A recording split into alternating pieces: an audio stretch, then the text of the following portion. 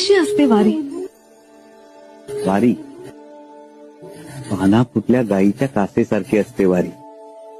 भक्तिरसाच्या धारा अखंड वाहत असतात, निर्मोही. आणि एकादशीला काय करतात? पंढरपुरात आपल्या सगळ्यांचा पांडुरंग नावाचा एक अध्यक्ष 28 युग विटेवर उभा आहे. तो सगळ्यांना बोलवतो, सगळ्यांना पालवतो. मग अखंड हरिनामाचा जयघोष आसमंतात निनादतो आणि सगळे भेद विसरून वारकरी पांडुरंगाच्या भेटीला निघतात.